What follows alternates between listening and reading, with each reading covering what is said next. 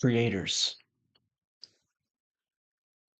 if self-doubt were lying to you right now, would you even know?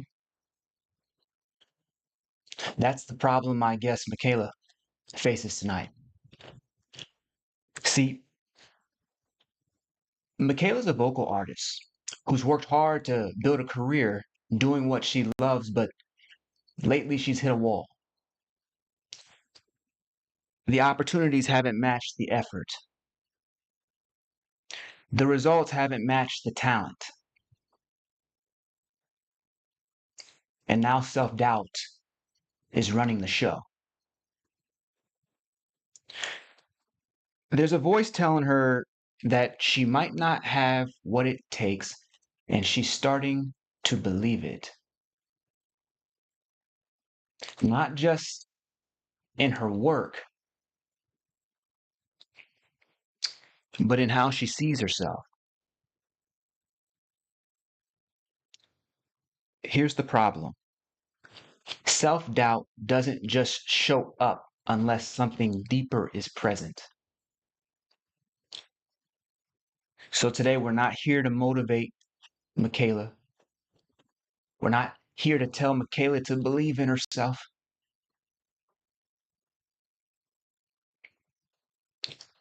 We're here to find out if the voice that's holding her back is telling the truth, or whether it's been lying the entire time. The point of this show, folks, is all to show you that the moment you identify what's really speaking in you, everything changes. And so, without further ado, if you're ready to live free beyond fear, welcome here. I'm Dr. Shawn, and I believe you do not need years to heal. You just need one real breakthrough. That's why I invented Transcendent Psychology, and I test it in the real world, on real people, on my game show, Countdown to Breakthrough, the only game show that heals your soul. Right now, you're on the Breakthrough Live, where we break down the science of healing so that you get your own breakthrough live. On tonight's show, we are working directly with a young artist named Michaela. Let's welcome her right now. How are you? Hi, how's it going? So just give me a sense. I've got some notes for you here, which is talking about one thing I can't get past is self-doubt. Is there a version of yourself that you would love to become today that you currently don't feel like you have access to?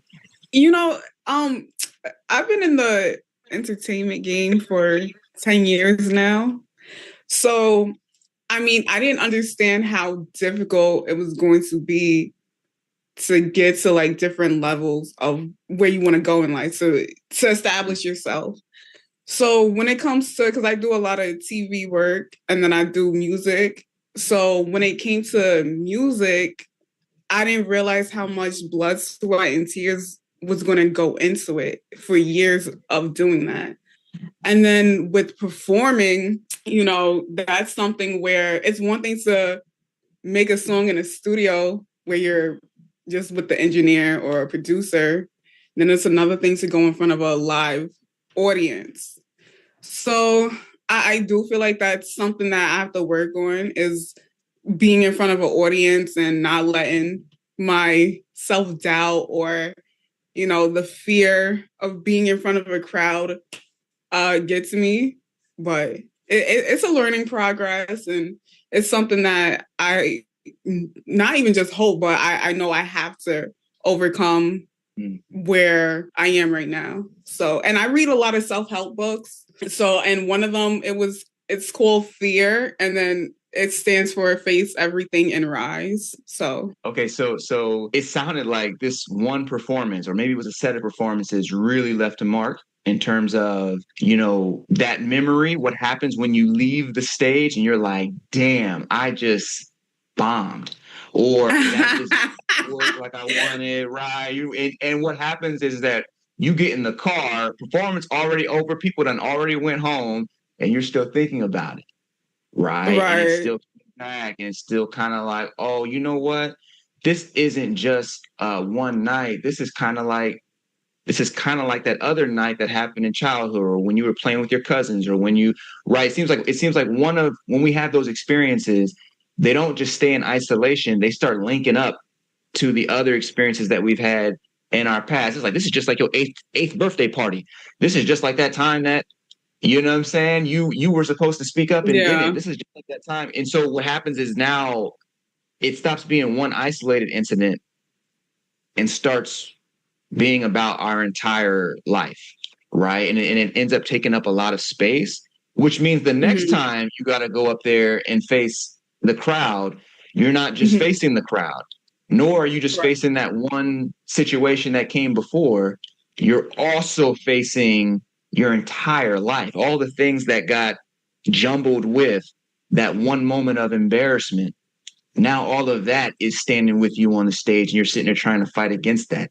You know what I'm Right. saying? Like, did that Oh yeah, happen to you? definitely.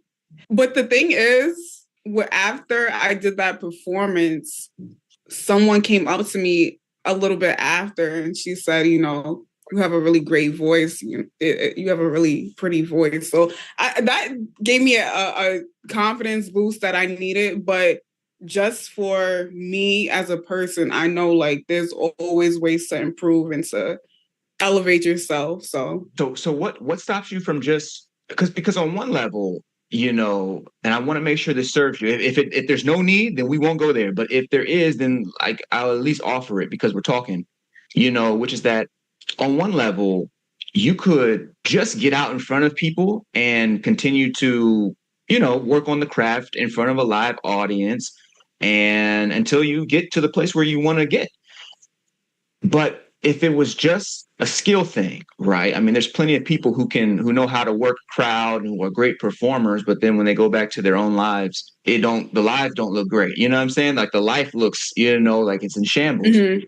And so what we want to do is, we're talking about, to be an artist, we're talking about also being complete people, and making sure that the fear that and trepidation that keeps us on the stage, or that we can face on the stage, does not come from a deeper source.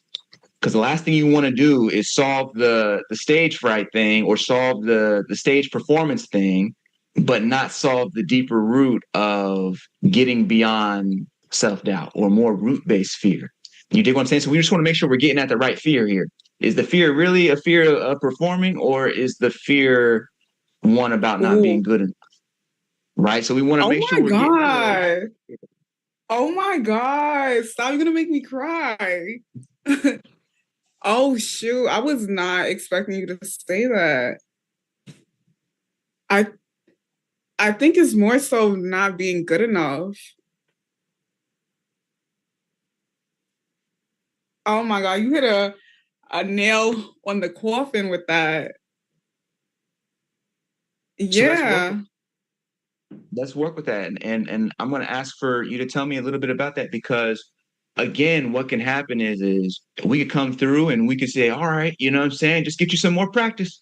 Peace, you know what I'm saying? And then that's cool. But I'm thinking about the person that you're going to need to be for the future. I'm thinking about all the people who are going to need to trust in you and need to rely on you emotionally. I'm thinking about family members. I'm thinking about friends. I'm thinking about all the people who you belong to. And I'm thinking about, do those people, are they going to benefit by having you heal and face? You talk about fear being face everything and rise. Like, this is one of those things, like all of those people who will in the future be looking to you for your example. If you were to face this today, and if you were to transform this today and rise, do those people also get an opportunity to do the same? Like, will they see, oh, wait, that's what it looks like to live life on your own terms? That's what it looks like to live life based on what God has said he wants you to be. That's what it looks like to live life based on love, right? Because if we can get you to that place, if we can get you to the place where you are fully authentically yourself and vibrating in a love that is unspeakable, well, not only do we handle the stage thing, but we also handle the sort of deeper issues that can come about when you're working with children, when you're working with your parents, when you're working with friends, when you're working, you know what I'm saying? Like anytime you're just alive being in the world. And by the way, when I say God, I don't mean like I'm not trying to talk about a religion. I'm talking about, the basic basis of what reality is. Right. I'm talking about fundamental reality itself. Some people like the word God, some people like the word nature. I use both. And so I want to circle back to that concept that we were just talking about, that pinpoint of this core fear, which is the fear of not being enough. Where does that show up for you? And where has that shown up for you?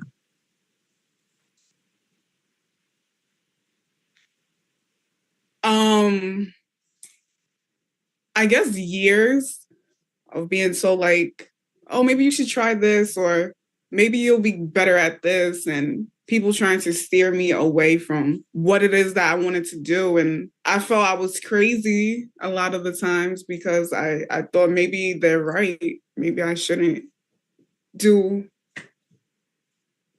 music, or they say like your parents know best what's best for you, but that's not always the case. Well, at least for me, it's not. So I think it's years of hearing those remarks, or, when you put out a song and then you get good feedback, then you get negative feedback, and you become unsure of yourself.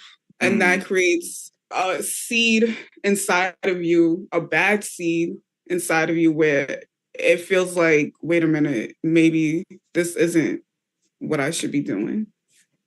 Okay, so I'm hearing you say that, you have this passion, you have this love for the music and for performing, for connecting with other people through the art of frequency. And so what I'm also hearing is that you had some parents who said, hey, we love you, but go be a doctor. You know what I'm saying? Go be a lawyer. Go do something maybe that's a little bit more in alignment. That's practical, right? We want you to be able to make money, something that makes sense to us.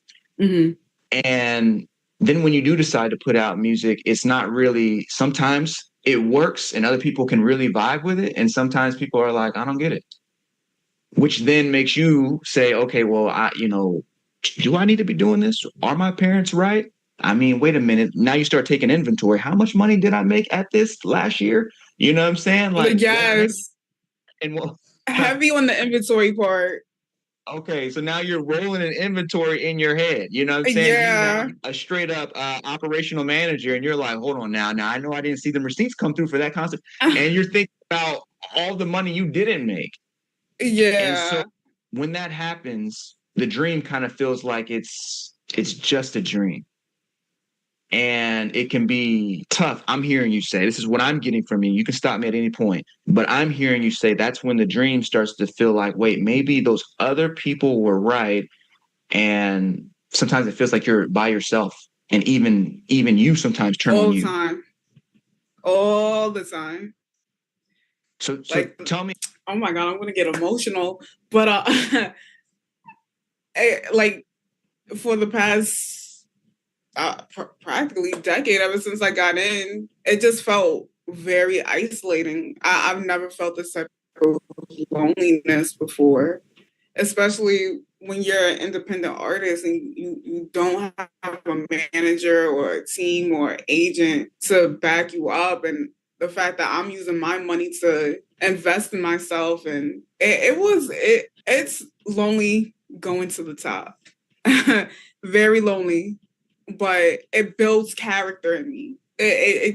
I'm not gonna just do a woe is me. It made me sharper. It made me wiser. It made me. But if it did not, one, produce the revenue, but more important than that, if it also did not fix that sense of not being enough, and instead is a part of what is is a part of the ecosystem, the feedback loop that you're getting, because you put out a song, it don't hit how you want, and now it feels like, damn, should I be doing this?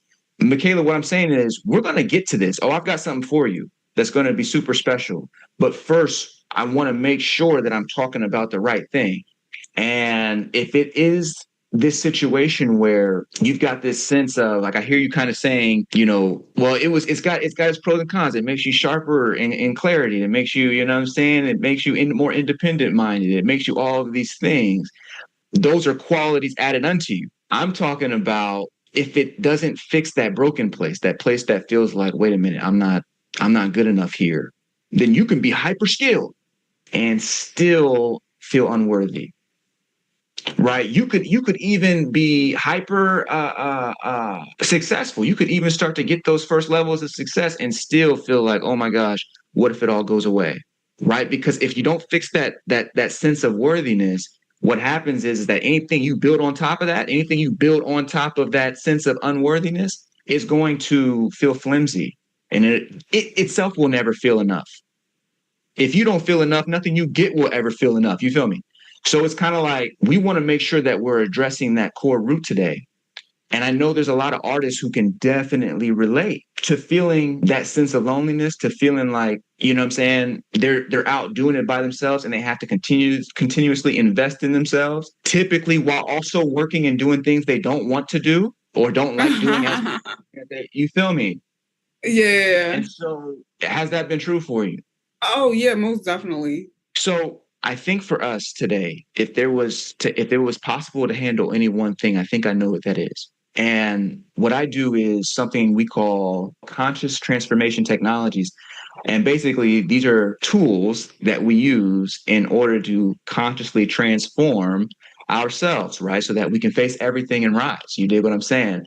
And that's one of the core, we call them kits, CTTS. We call them kits for short. But one thing that I want to do is take you through one. And as you move through this, the idea is that we want to be able to face that core emotion, that core feeling of feeling like you're lacking something, right? Of not feeling enough. We want to really get to that place. But before we do, the thing that I want to ask you really quickly is, if nothing changes, if this feeling were to continue and we get off the call and we just finish the call right now, we just say, all right, peace. What's at stake? Like, have you thought about the implication of walking around and living your life with that gnawing feeling in the back? And a lot of times we can distract ourselves with friends. We can distract ourselves with the alcohol. We can distract ourselves with food. We can distract ourselves with the parties. We can distract ourselves with more work. But what I'm asking is, have you thought about what's actually at stake for you if you continue to walk around living life with this deep feeling that has less to do with being comfortable on stage and has more to do with something deeper? That deep feeling of unworthiness. Have you considered what's actually at stake for your life if you don't do anything?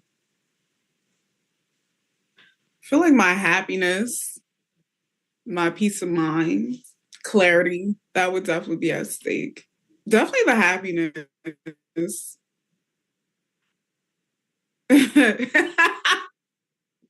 Word. Like, you know what I'm saying? Like, you know how many people don't get to that? Like, like, I know it's like, we're really just talking about 1 + 1 = 2, but like, do you know how many people live their lives without ever actually asking the question?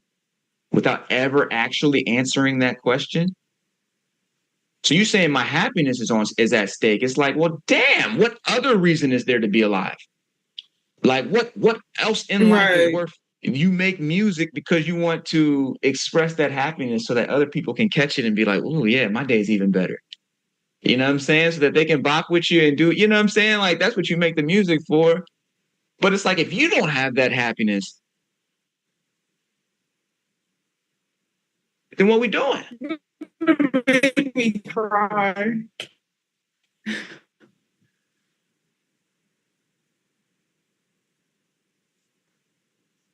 You are absolutely right.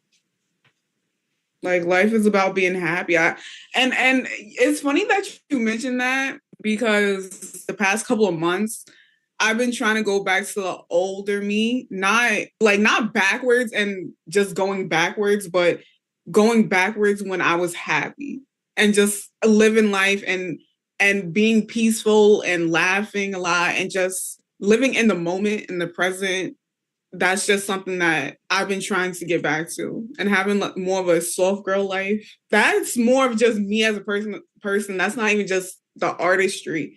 But also, even if we do talk about the artistry, it was something where I said, I went from doing it as a passion, and then now you got to transform it into a lucrative business, and then the money, and then the numbers, and then the views, that becomes more of the focus. But now I'm thinking I'm going back to when I first started and saying, like, just go back to making music and enjoying the process of that, because that's what made you happy.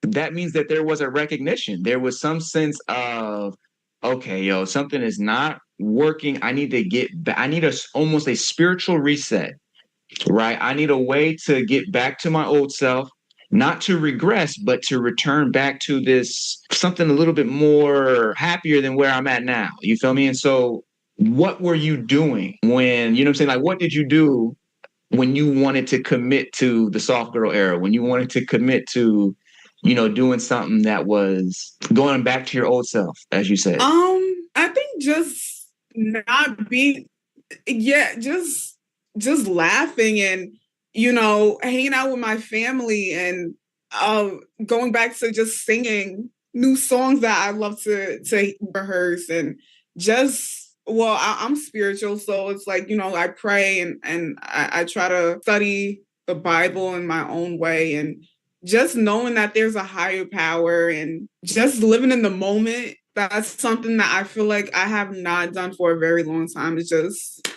you don't always have to think about the future. Okay.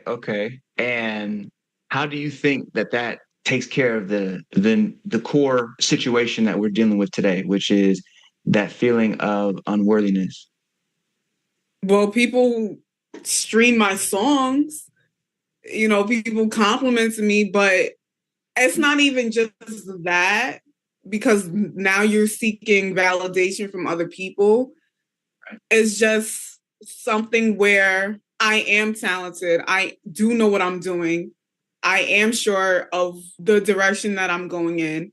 And I feel like it's a daily affirmation. And it's crazy that I'm saying this, because words of affirmation, that's like my number one love language. And I would love when people told me words of affirmation, or I would tell people words of affirmation, but now I feel like I need to tell myself that. Yeah. And when you're relying on yourself to tell yourself the words of affirmation, the reason I asked that question is because, again, I wanted you to be able to point out that subtle tendency, especially as artists, because your gift is forgiving. But if the moment that you give, you start looking to see if anybody's watching, you know what I'm saying? You start looking to see what them streaming numbers look like. You start looking to see if anybody's responding to the email call outs. You know what I'm saying? You start looking to see if anybody's coming to, buying the latest download, the latest EP, the latest LP. You know what I'm saying? Like, if that becomes, you see, if that becomes your standard metric for self-worth, it's going to be a long one. And as you just told me, the only thing that's at risk, just a small thing, but the only thing that's at risk if you get this wrong is your happiness. The only thing that's at risk is happiness itself. So we don't really want to play with this. Like, this is a big deal, and all the money in the world, all of the fans in the world, all the notoriety in the world, would you still want it if it meant that you could never be happy with it? No. Because like happiness is going to have to come, well, I feel like from God and within yourself. And if you're not happy doing it, why are you doing it in the first place? Correct. You just said that happiness must come from God and must come from within yourself. I'm saying correct, but only if you do the work. Because a lot of people will go to church and then come home to miserable lives. Say a prayer once or twice, maybe throughout the day, and then be living the rest of their life in misery. It's like, is this really a God-ordained life? Now, Michaela, I see you over here in the corner of my eye. I can see you. I can see you laughing. So you gotta tell me what's going on. But at a point, it's kind of got to be like, yo, is this really what God wants for any of us? You dig what I'm saying? You know what I'm saying? It's definitely when you said, oh, you could pray to God and like still have a miserable life. I feel like that's me sometimes. I'm like, oh God, can you help me? Like, can you get me out this situation? But it's like, he's not a genie. You're gonna have to put in the work. You're gonna have to even if it's just self like healing, going back to the affirmations and words of affirmation, that's something that I'm going to have to do for myself. And it's funny that we're talking about this because I was saying to myself like a couple of weeks ago, I say, you've done a lot. I've done a lot of work this past decade, and I can't just beat myself up all the time. That's not, to me, that's abuse. And that's something that I didn't even know was really possible, because if I was to think of self-abuse, I'm thinking of alcohol, drugs, cutting yourself. But when you are unkind to yourself and you tell yourself like, oh, well, maybe I'm not good, or just, oh, well, yeah, I did that, but that doesn't mean nothing. It does mean something. And every step that you take, whether it's the smallest step, is still a step of progress. And I realized for me, I have to stop being mean to myself. I have to treat myself like... I'm hearing you and I want to believe you. But here's my thing. You just told me that words of affirmation are your love language. That's beautiful. But you're also telling me that you had to have an intervention conversation with yourself to say, hey, stop being abusive to me. You dig what I'm saying? And so that sets up a conundrum, because if you're saying, wait, the words of affirmation that I'm looking for must come from myself, and I believe that, but you're also saying that yourself is the very one that is most likely to send you the negative words of affirmation. You know what I'm saying? The negative sentiments, the negative statements to put yourself down. The issue is that the person who can save you and the person who's hurting you are the same. And so the problem happens when we start trying to rely on that unclarified one. We start trying to rely on this sort of ambivalent, nice today, not nice tomorrow, right? When good Michaela disappears and now cynic Michaela's in the room, and this one voice, you feel me? This one voice has this one person has two different voices. What that ends up doing is it means that you end up putting yourself into a situation where you cannot trust yourself. And if you can't trust yourself, how could you ever feel good enough about yourself? Or how could you ever feel that you were enough? There's always a part of you who's saying no. So what I'm saying is that when both of those voices live in the same mind, it's going to be tough. That's a hard one out.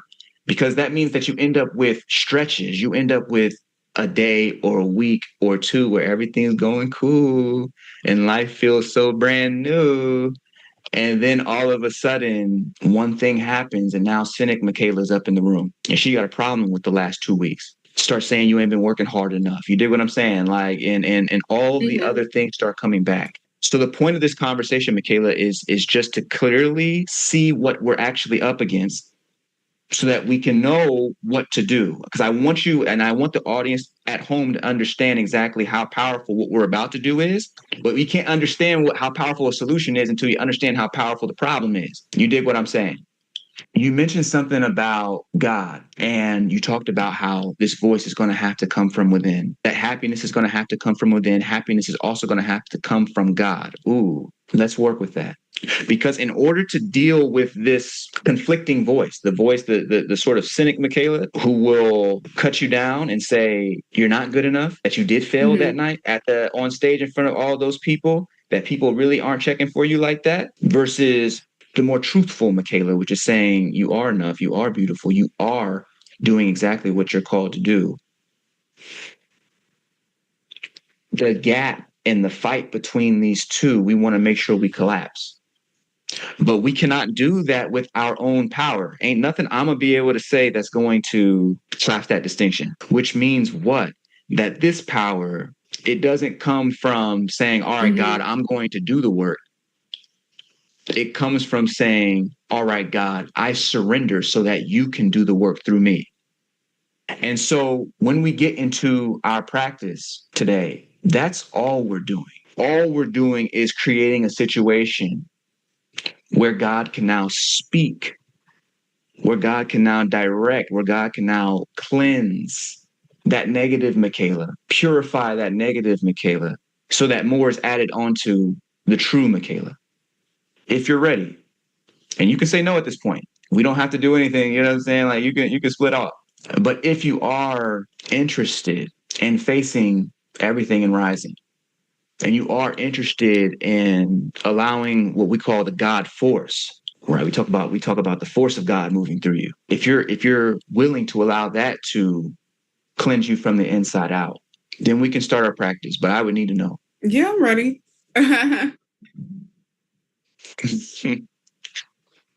Excellent. We'll start with our eyes closed. Right now, Okay. you'll take one deep breath with me with closed eyes. Inhale.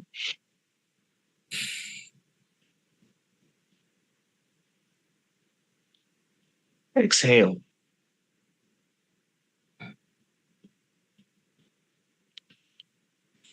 As best you can, if you can keep your back straight, that'll help you remain comfortable. At this time, I want you to become aware of your thoughts. You do not need to control any thought. Just simply become aware. When thought appears to you, simply watch that thought as if it were a cloud passing through the sky. You remain rooted as any and every thought passes peacefully by. Rest in your quiet.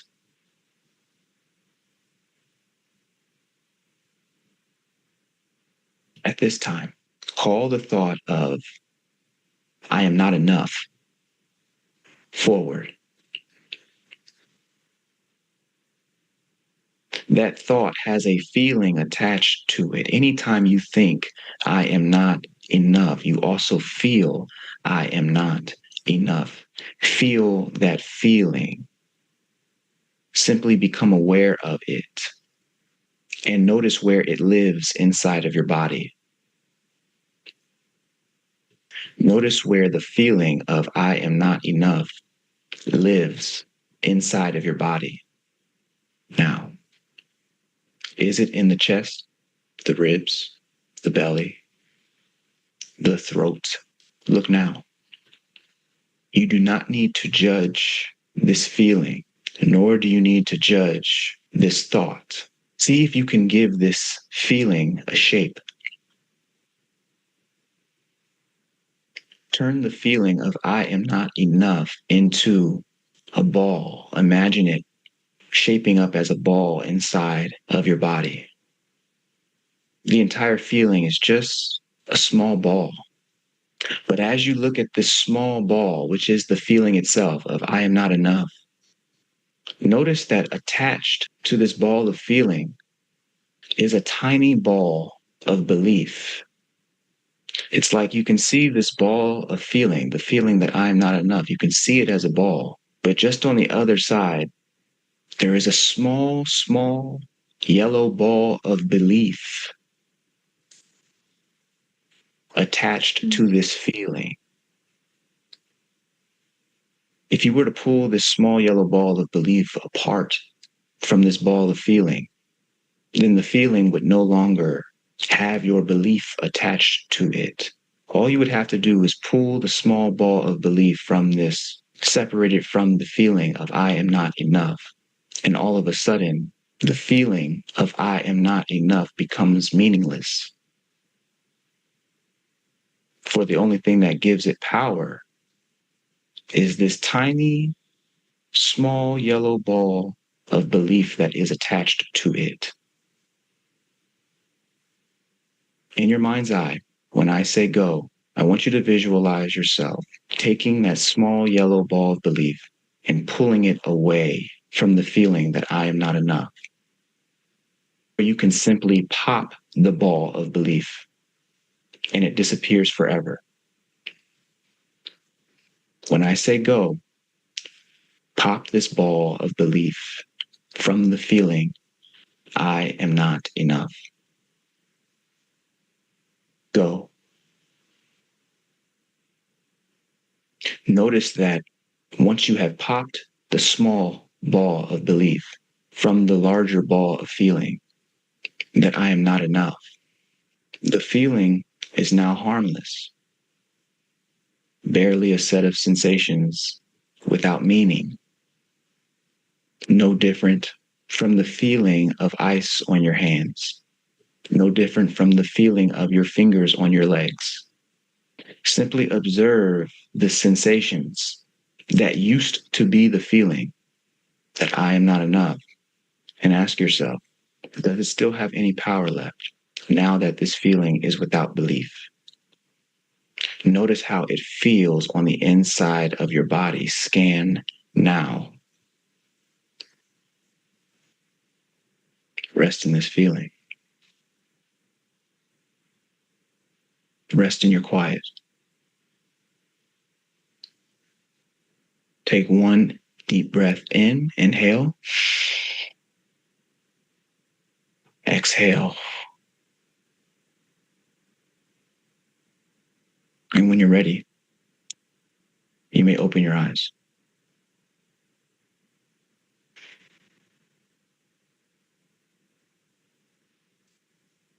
Oh man. Oh my God. I feel like a different person. Does this happen to people? Oh my God. Huh? Can you let us know what you're feeling? How does it feel inside of your body? I was getting shivers, to be honest. It was like when you said when you feel it, where do you feel it? And I did feel it in my throat and I felt it in my chest. And then when you were saying to pop it and release it, it's crazy because I just felt like a whole new person. I really felt like a whole new person. Like when I woke up, it was just it really took me on a spiritual cleansing, a spiritual journey. I've never felt like this ever in my entire life, and it's just it almost was an awakening for me in a sense. I felt more awake than I was when we first started the interview. Right. And the question I have is, does it feel heavy on the inside or does it feel light on the inside? It feels lighter. Yeah. It honestly feels lighter. It felt like a dream when I woke up, to be honest. It really felt like a dream. Like I can't even explain it to the full capacity, but it feels like a weight has been lifted off my shoulders. Now I want to cry. If you've received it, just say, I've received it, and I'm going to say thank you so much and have a blessed day. Thank you. I've received it. All right, Michaela, have a great one.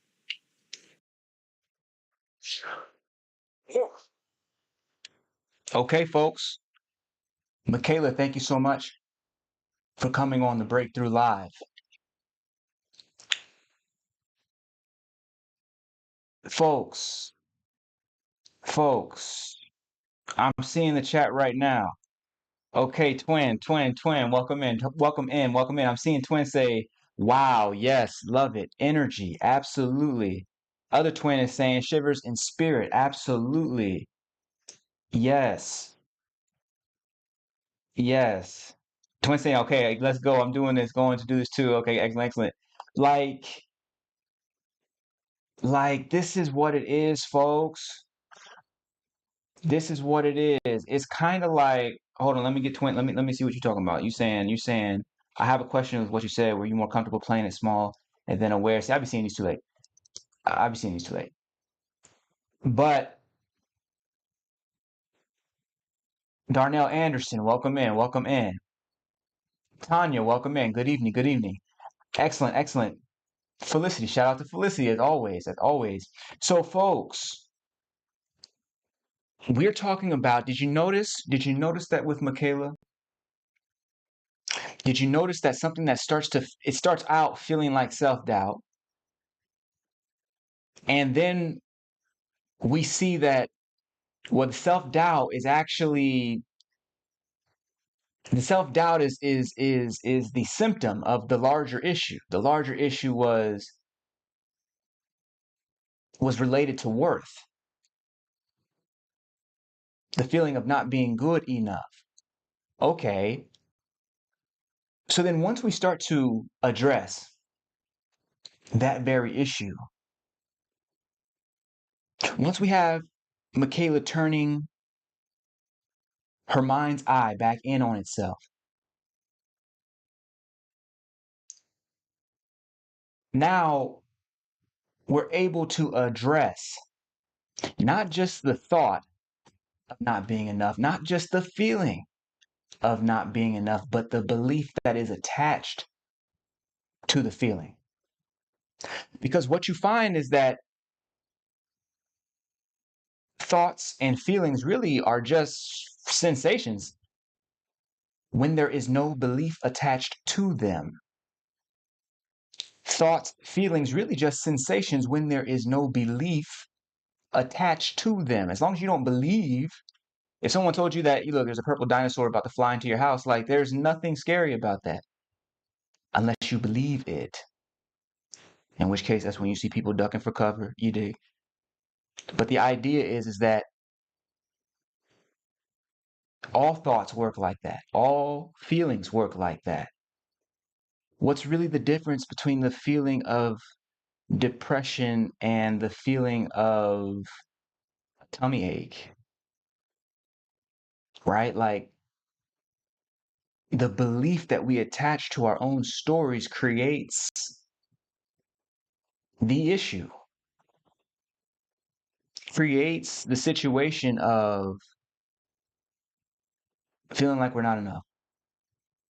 And so the exercise was just to get Michaela to that part, to get her to collapse the construct between, or rather, to collapse the distance, the distinction between the one who is the false self telling her that she is not where she needs to be, and her true self who is telling her she is exactly where she needs to be.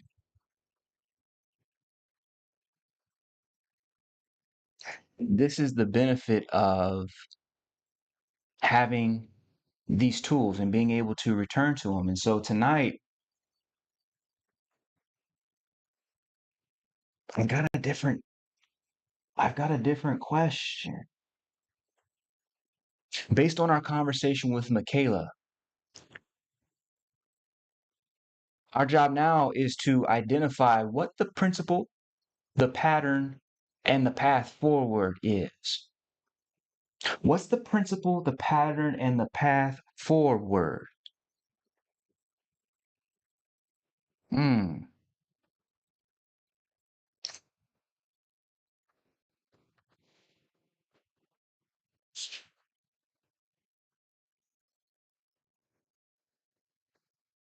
We need to hit up the breakthrough board. We're going straight to the breakthrough board. Okay. We need to talk about what the principle, what the pattern, and the path forward is. I like to teach from principle. The reason is because when I understand the principle behind a thing, I can order my own steps. I can figure out how the rest of the plan should look when I understand the blueprint upon which it is based. And so we need to understand, Michaela, the conversation with Michaela, it was revealing something. There was a lesson in there for us. I want to be able to find that right now, that there's a principle in there for us. Okay. Okay.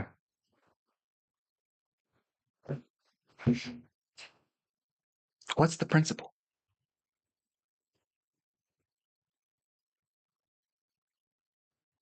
As you know, I've been doing this thing where I don't have the principles, the pattern, the path. I don't have any of this planned out before I come on the show. And so, you literally got to go and talk to spirit about this, right? Like we got to really allow the answer to appear.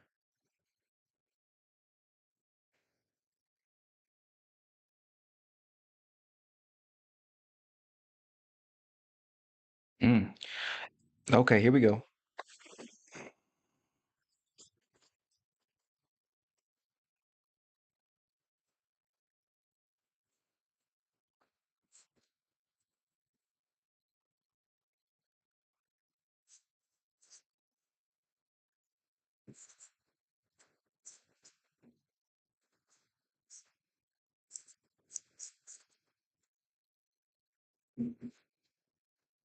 Okay, here we go.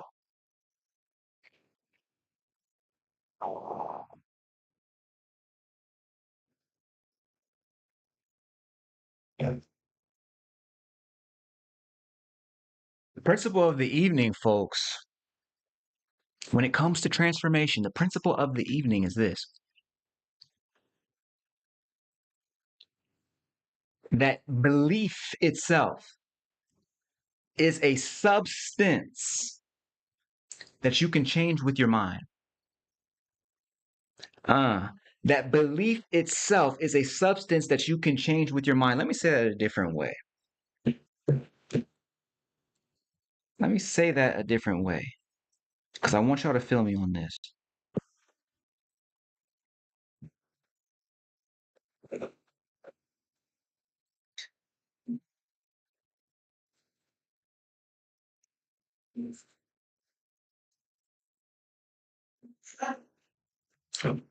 I want y'all to feel me on this. Belief is an energy substance that you can manipulate with your mind. As in, if we can, there was a reason I kept having Michaela. I was being guided to have Michaela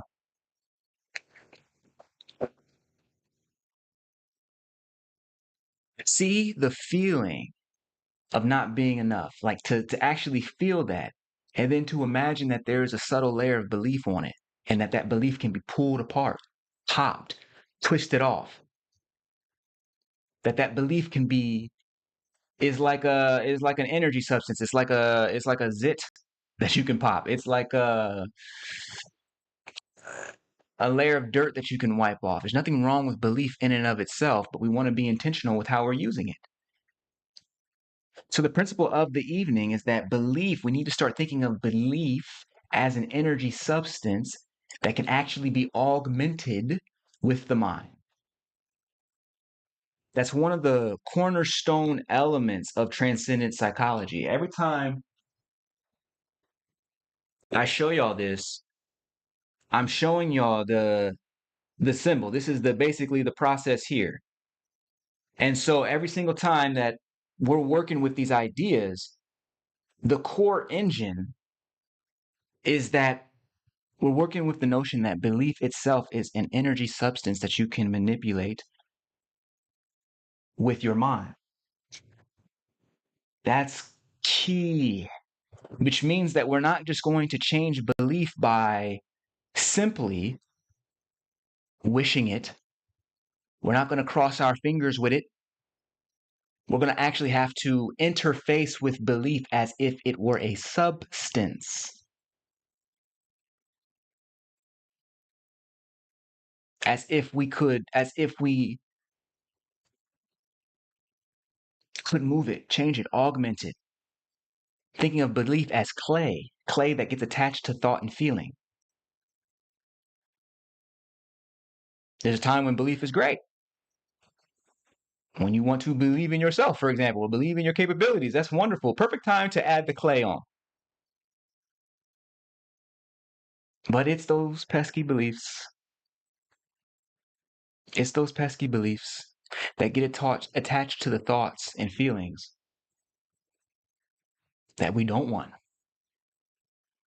That's when it's important to remove belief. And in order to do it, we go inside of the mind and we interface with our own thoughts and feelings in such a way as to be able to change belief, augment the structure of belief with the mind itself. You understand? So that's our principle. I see y'all throwing the eights up, the tray eights. Excellent, excellent, excellent. Belief equals energy substance you can manipulate with your mind. If you like the word augment, if you like the word change with your mind, no problem. You can even say transform. I can transform you. Okay, so here we go. So now we have our principle. What about the pattern? I like understanding the pattern behind phenomenon because when I understand the pattern, when I can recognize a pattern, I can interrupt the pattern. If I can interrupt the pattern, I can change the pattern.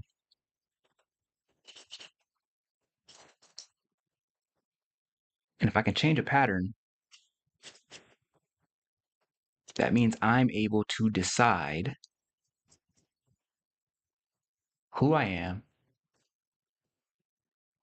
how I feel, and what I can create, which, of course, is the very definition of spiritual responsibility, right? This is what we do, right? So these ideas they're not popping out of nowhere.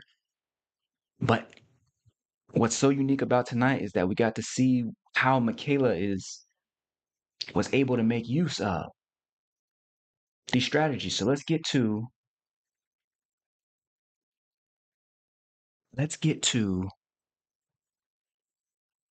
the pattern. What's the pattern that we're seeing? The pattern that we're looking for is the pattern that tells us why do we even fall into the issue in the first place? Why do we even need to know a principle? Right? Where do we actually run into trouble when it comes to belief?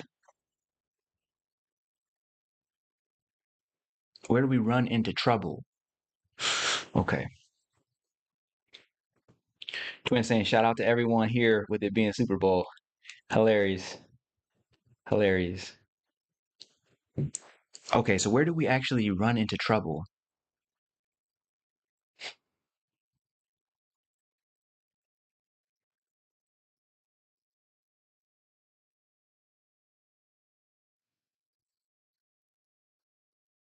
Hmm.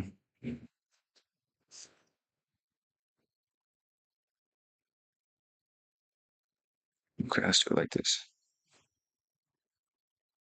Let's do it like this.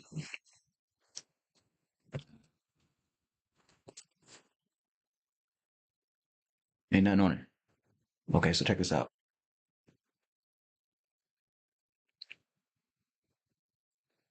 We got two bubbles here. Okay. Think of the board as your mind right now. We got two bubbles. Here's the one that is thought, and here's the one that is emotion.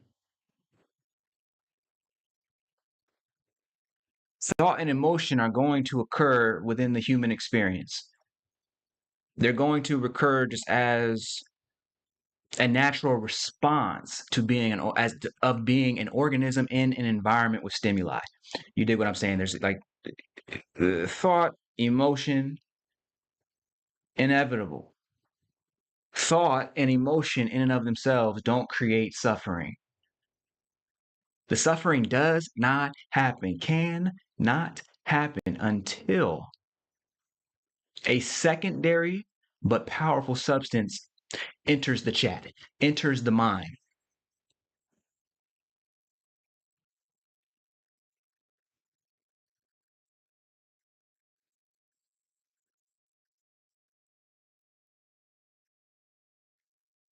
And that substance is called belief. That's what this is. When belief attaches to the thoughts that we're having, in Michaela's case, the thought was, I am not enough.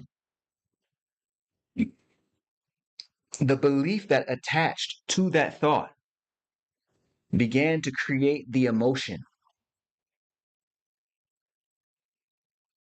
The belief that was attached to the thought, I am not enough, eventually created the emotion itself, created that feeling.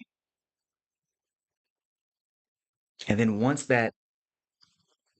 this emotion is believed in,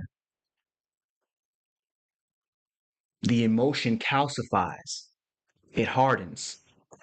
See if I can put some stars around this. Once belief attaches to the emotion too, the emotion crystallizes and now it lives inside of the body.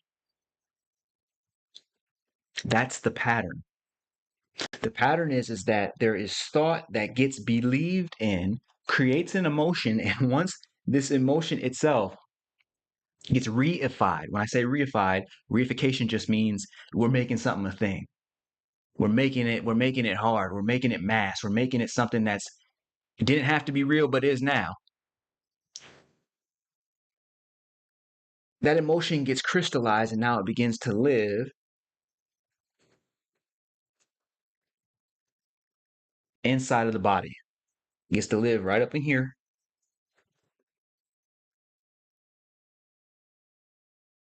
With your man's in them.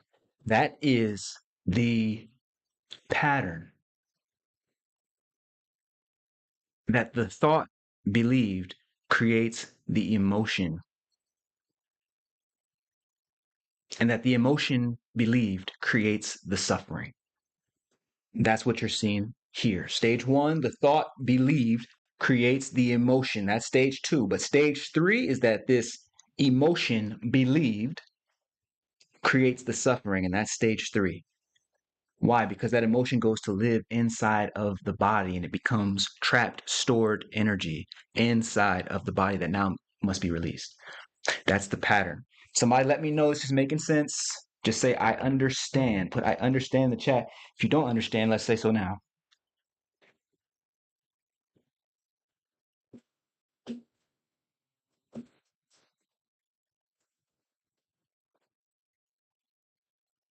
Devontae in the building. Children, ladies. Welcome in, Devontae. Welcome in. Okay. Let me know if this is making sense, if the pattern is making sense. The principle, of course, is that belief is a substance that you can transform with your mind.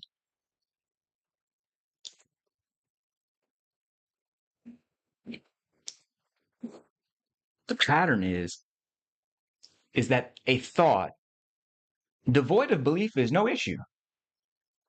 But a thought believed in creates the emotion believed in creates the long-term suffering as that emotion crystallizes inside of the body. That's when the very DNA begins to respond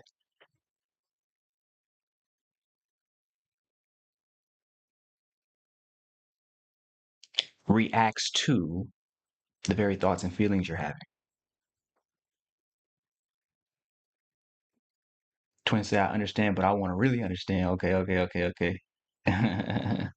He said, talk to me. Talk to me. Okay. Okay. Formulate, if you have a specific question, formulate that because I want to make sure that I'm getting there. I want to make sure I'm getting there. So if we can get behind the idea that belief is a substance that you can manipulate with your mind, that's the principle. If we can get behind the idea of what the pattern is, if we can start to recognize this pattern, that when I have a thought, if you'll notice, belief functions something like intention. It's one of those subtle forces that's inside of the mind. Belief is like a subtle force inside of the mind, much like intention.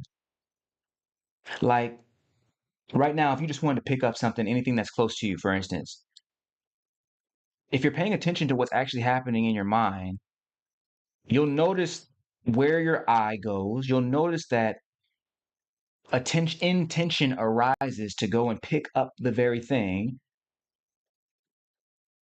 You'll feel your muscles tightening inside of your fingers and hands in order to pull this thing closer to you, right? Like you can start to observe that intention is operating as a force within you, but it doesn't do so on every thought.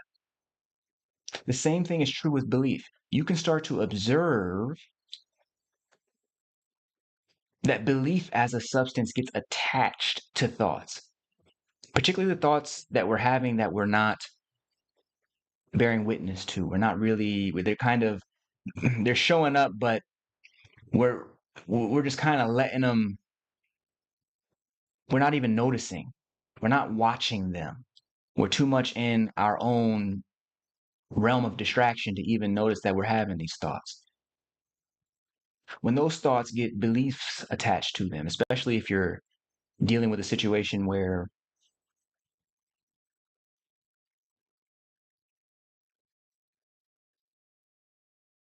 you're dealing with a challenge or you're dealing with a failure, right? If you're not careful, how you think about that failure will affect how you feel about that failure. And the core distinction there is it's not just what you're thinking, it's the thoughts that you believe in about that failure. Which thoughts, not just the thoughts that you're having about a failure, but the thoughts that you believe in. Which ones do you believe are true? Those are going to be the ones that create the emotions. Those emotions go to live inside your body. Which means that if we wanted to find the path forward, we've talked about the principle, we've talked about the pattern. Now we need to talk about the path forward, the way out, or rather, the way through. We need to talk about that path forward. What would that look like?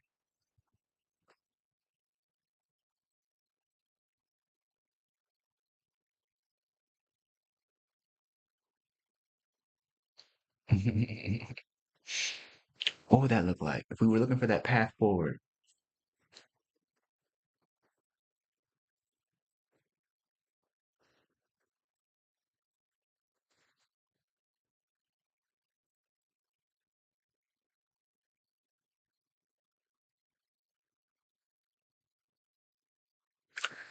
There's two steps.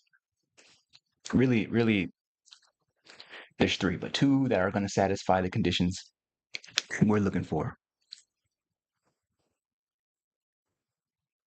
Michaela was not one, like she says, sometimes, prayer sometime and, but wasn't not really one for, had never done kits before.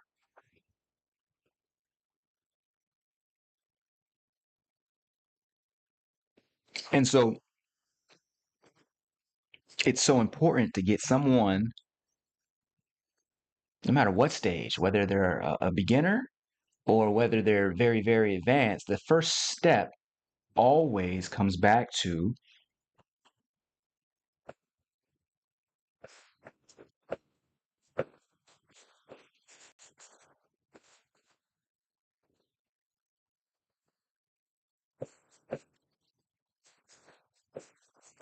we start talking about the path forward. The first step is always going to come back to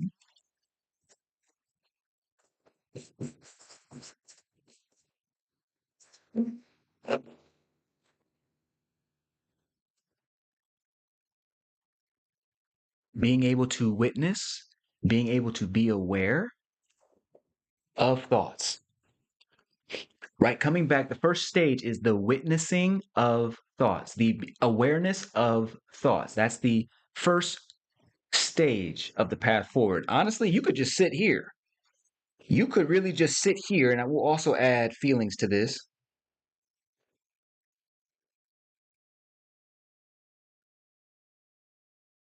This is where a lot of, meditation schools, this is where they stop. I have no problem with that. Just by witnessing the way that kits were developed. Again, I had a meditation laboratory for about 10 years, right? I mean, this is really it. I mean, this is just an extension of it. You know what I'm saying? We just keep going. So now I guess it's like 16. But anyway, the This is what I started with. Just straight up, just witnessing, just be the awareness. Just be the awareness. And then over time, I started realizing, like, wait a minute, I can interface with these thoughts. That was like a Neo moment from the Matrix. I was like, hold on now, I can interface with these thoughts. I can interface with the belief behind the thought. I can transform the belief behind the thought. Oh, dang. Like, what if we made this like step one of a larger process? Now, remember, the meditation, the teacher, the Taoist that I studied with for about a decade, this is what we talked about. We talked about witnessing the awareness. We talked also about energy work, being able to circulate chi through microcosmic and macrocosmic orbit. That's a whole different thing. But even then, it starts with step one: get to the awareness. So what I do, what I do. Step one of the path forward is to abide as the witnessing awareness. What I do. We could call this witnessing awareness like a supreme awareness because it is aware of everything that is happening inside of experience. And so y'all already know. What's that look like? It looks like step one. It looks like step one before we go over to the Idon mind. The Idon mind, for people who don't know, the Idon mind is just really it's a shorthand for I don't mind. It's when you can look at your thoughts, when you can delete the belief behind negative thinking and finally arrive at a place where you say, I don't mind. You dig what I'm saying? I don't mind. I don't mind. That's the I don't mind, right? That's step two. So once we can get to witnessing and seeing what's actually happening, now we can do something about it. So step one is being able to enter into this witnessing awareness. We want to be able to witness, to see our thoughts and feelings, which is why I always say, become aware as if you're watching clouds passing through the sky. That's what I need you to do. Some people just call this the observer, no problem. What's step two? We're talking about the path forward. We're talking about the path forward. How is it that we can deal with the truth behind our self doubt, with the feelings of unworthiness? How is it that we can deal with that? Well, first step is to return to the witness. The second step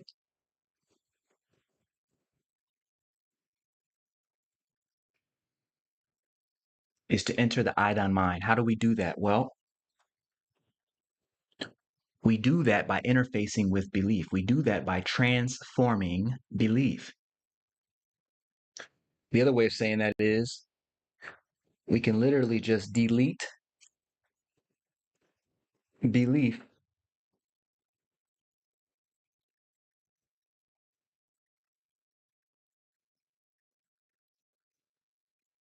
Can I read that?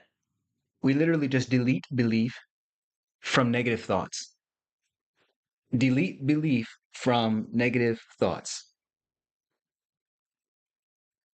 That's entering the Idon mind. Now, you might say, well, hey, if I can delete beliefs from the negative thoughts, can I add belief to positive thoughts? Absolutely. And if you notice, what is that? What has Neville Goddard been telling us? That when we can add belief to positive thoughts, what happens?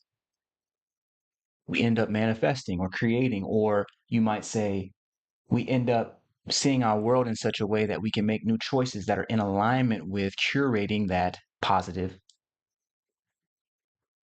thought system, with curating that positive belief. That would be step three.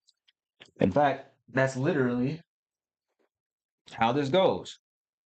Supreme awareness, Idon mind.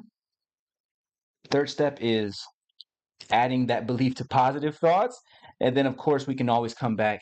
Not always, we always come back to resting as supreme awareness. Always.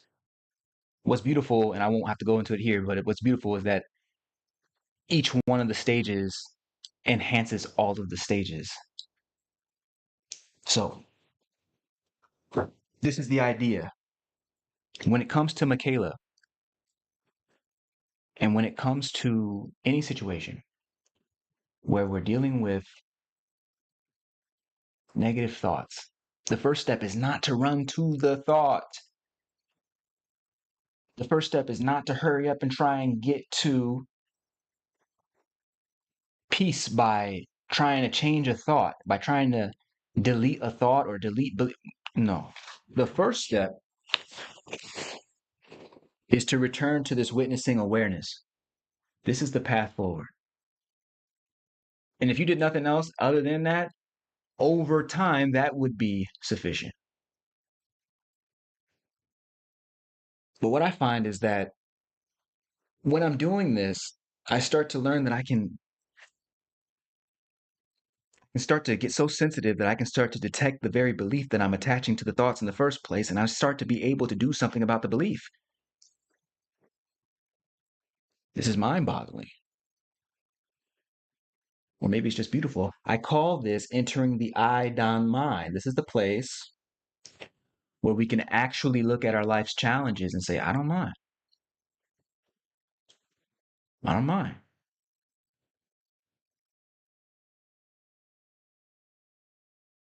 I just dropped the T off. I don't mind. But we can do that when we're actually paying attention to belief. Is all of this easier said than done? It's easy to do.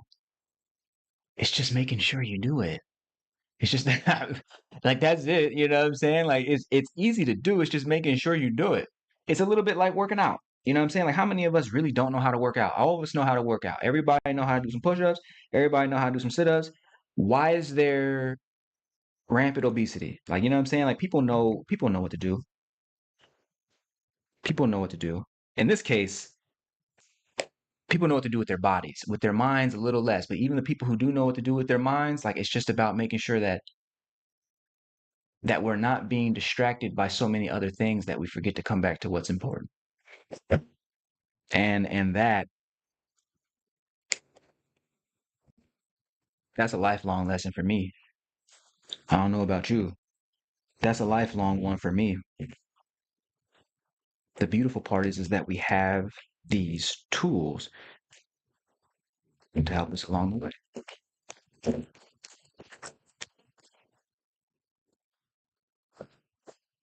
So we understand the principle tonight. We understand the pattern tonight. And we understand the path forward.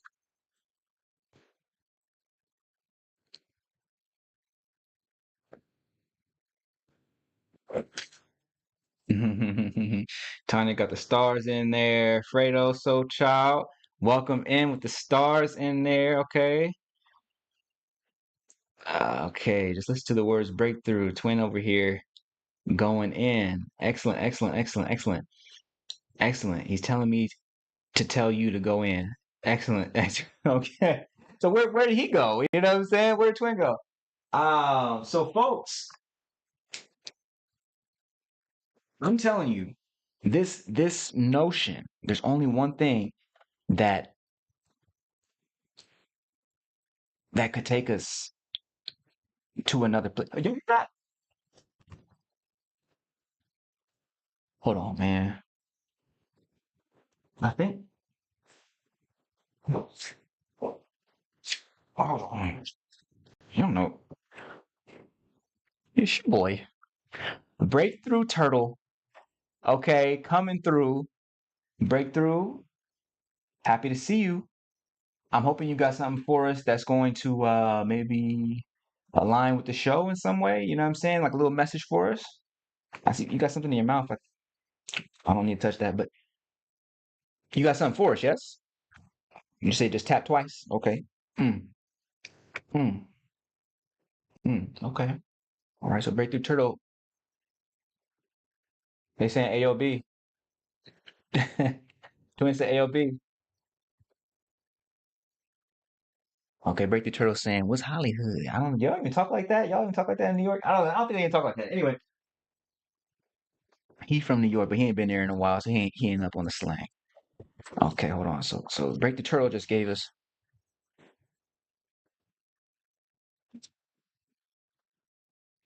Break the Turtle is saying, they got the turtles in the chat. Put y'all turtles in the chat. The most important thing in life is to learn how to give out love and to let it come in. More Shorts. The most important thing in life is to learn how to give out love and to let it come in. The most important thing in life is to learn how to give out love and to let it come in. I wonder, Breakthrough, are you setting me up? Has Breakthrough been setting me up this whole?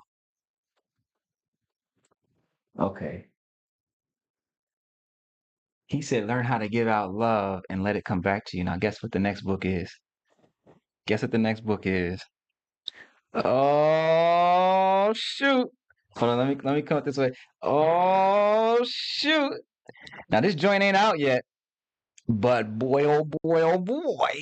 Okay. Boy, oh boy, oh boy. This one right here, you still see that. And by the way, I'm gonna work on this title. I think y'all would agree with me. This little line right here, the underscore thing, that probably needs to go. Um, you know what I'm saying? Like, let me see that there, that little underscore underneath the love, that need to go. But dude, Breakthrough Turtle is out here setting up the book. This is not out yet, unless of course you're watching in the future. Then the link is in the description, as everything else is. But at this particular point, like this right here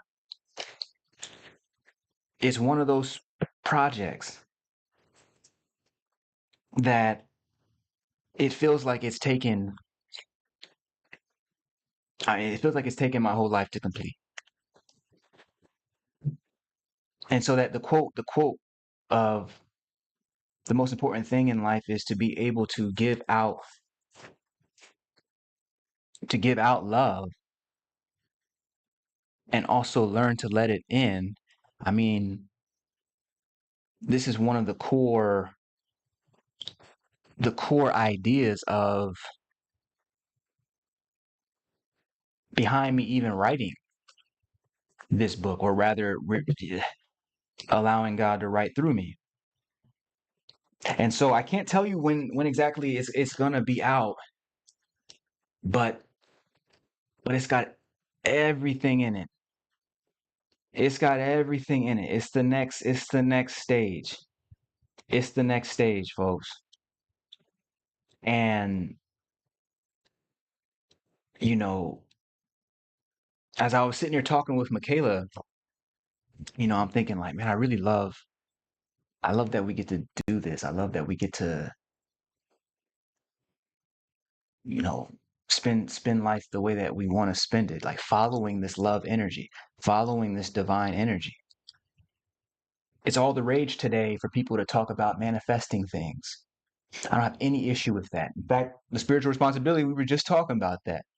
But for me, it's like, what if there were a level even higher? What if there was something that was even better than trying to manifest a thing, that was even better than trying to actualize the goals that I think I want? What if there was something even better, a way of living that was even better? What would that feel like? And the only answer I keep coming back to is love.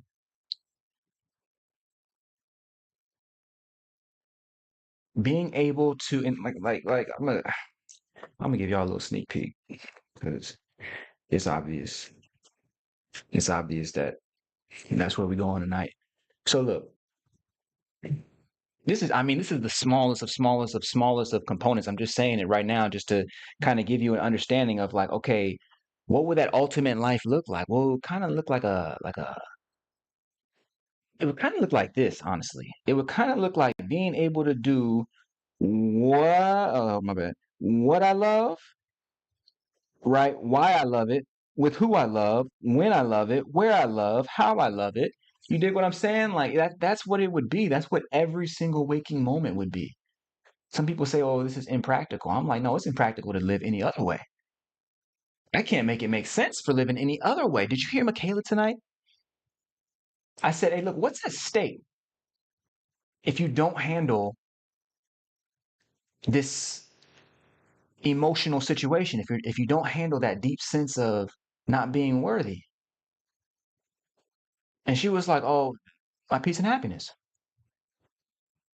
I was like, Connie, like, your peace and happiness, isn't that like everything?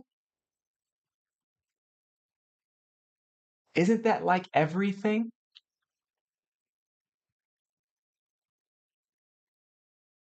I was like, would you want, I think I said something like, would you want your happiness? Oh, I'm sorry. Would you want your music career and all the things that you're working toward if it meant you couldn't be happy with it? She was like, no. And I'm like, so we talking about the very value of life itself.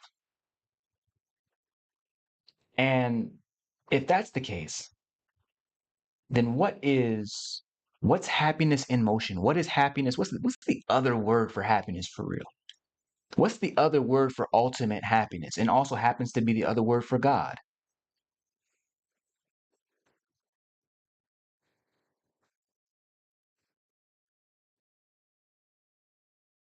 First John 4:16 says that God is love, and that whosoever abides in love abides in God. Dude, dude,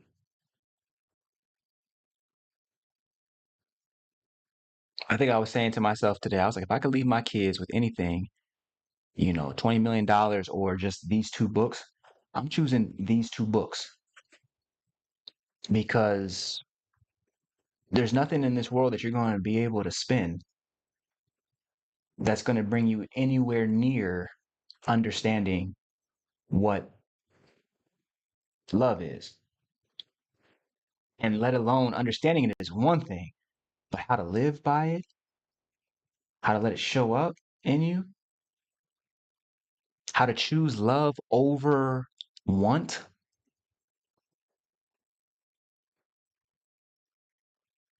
What I want and what I love are often two different things. I always tell y'all, if I was just doing what I wanted, I'd be hanging out at a club somewhere. But to be doing what I love means I'm here talking with Michaela. Means I'm here talking with you. And there's a joy in that. There's an unspeakable joy in that.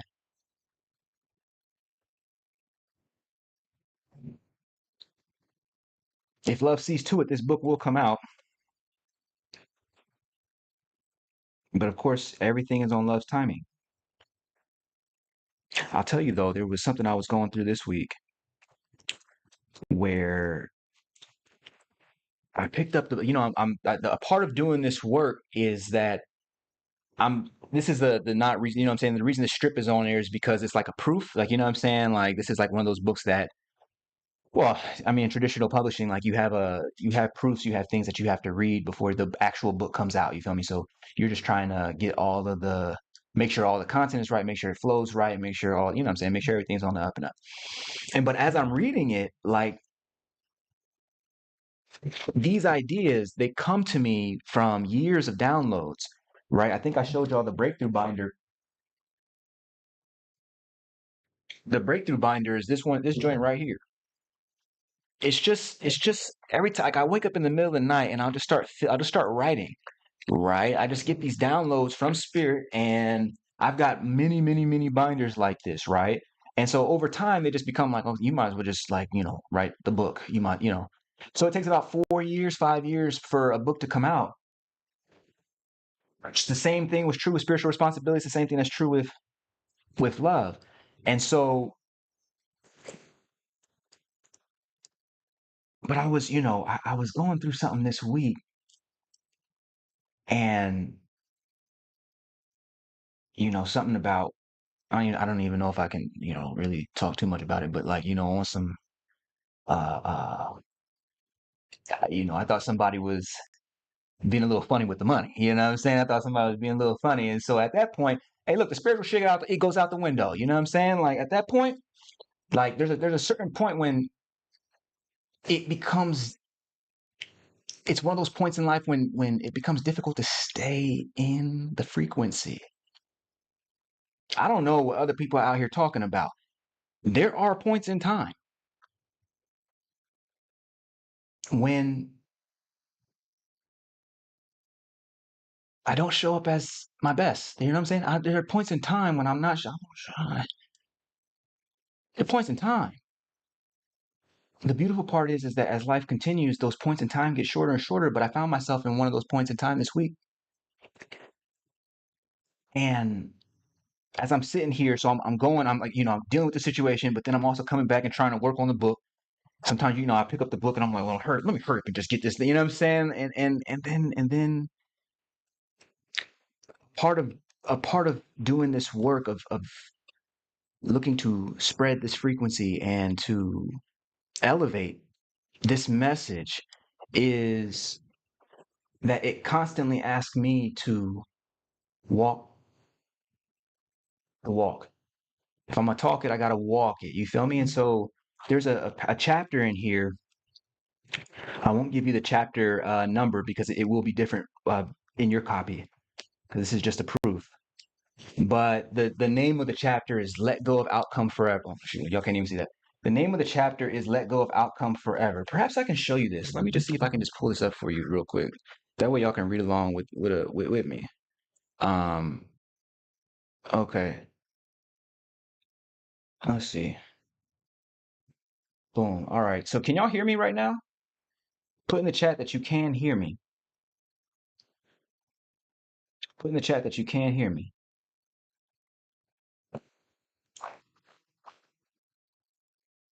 Do put in the chat that you can hear me so I can know.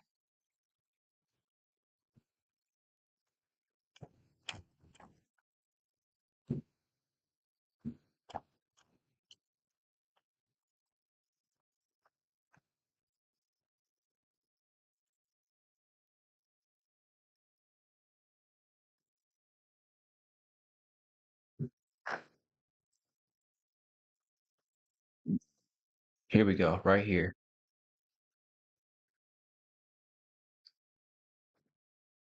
Yes, we can hear you. Okay, okay, cool. I'm sitting here breathing and stuff, like mouth breathing. All right. So check this out. So let me see if I can go. Boom. Keep in mind that this will be different from your copy. So it's not going to be chapter 20, or it might be. I don't even know. You know what I'm saying? But it's don't quote me on that. But the chapter is letting go of outcome forever. And in it, here's what Spirit is saying. Now, I'm writing this. It's just that it's coming from the deepest self. And the problem is that when the deepest self is speaking, the tiny self is not present. But when the tiny self is speaking, the deepest self is still present. But you know what I'm saying? There's distraction. And so at this point during this week, I was in this tiny self, but I came back because I was trying to edit this book, and it was telling me, it was like, look, love means letting go of outcome forever. So at this point, it feels like somebody else wrote this. Somebody else might as well have just written this because I was on one. You know what I'm saying? So this says that love means letting go of outcome forever. We live in an outcome or results driven society. The work that people do is not usually work that they love, but work that guarantees the outcome of survival.